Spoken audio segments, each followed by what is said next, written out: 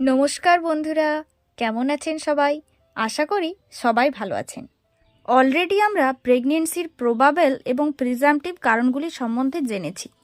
আজ আমরা জানব প্রেগনেন্সির পজিটিভ লক্ষণ কোনগুলি। চলুন তাহলে শুরু করা যাক।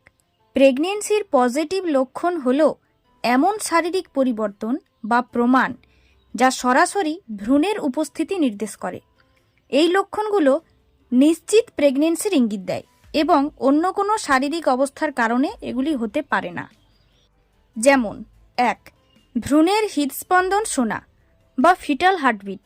ডক্টর ডপলার যন্ত্র বা স্টেথোস্কোপের মাধ্যমে ভ্রূণের হৃদস্পন্দন শনাক্ত করতে পারেন।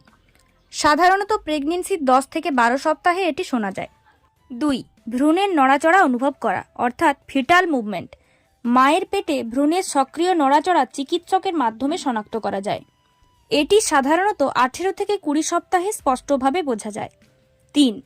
আল্ট্রাসাউন্ডে ভ্রূণ দেখা অর্থাৎ ভিজুয়ালাইজেশন অফ ফিটাস।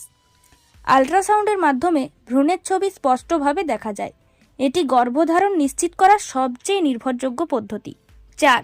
ভ্রূণের হৃদস্পন্দনের শব্দ অর্থাৎ ফিটাল হার্ট সাউন্ড। আল্ট্রাসাউন্ড বা কার্ডিওটোকোগ্রাফির মাধ্যমে হৃদস্পন্দনের শব্দ রেকর্ড করা যায়। 5. ভ্রূণের কঙ্কালের গঠন শনাক্তকরণ।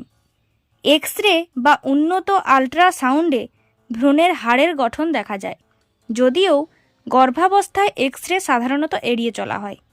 পজিটিভ লক্ষণের গুরুত্ব তাহলে কি না, এই লক্ষণগুলি নিশ্চিতভাবে প্রমাণ করে যে একজন নারী গর্ভবতী। এটি অন্য কোনো শারীরিক অবস্থার কারণে হতে পারে না। যদি এই লক্ষণগুলি পাওয়া যায় তাহলে মাকে নিয়মিত চিকিৎসকের তত্ত্বাবধানে থাকতে হবে। ভ্রূণের বৃদ্ধি এবং মায়ের স্বাস্থ্য পর্যবেক্ষণের জন্য নিয়মিত প্রিনেটাল চেকআপ প্রয়োজন।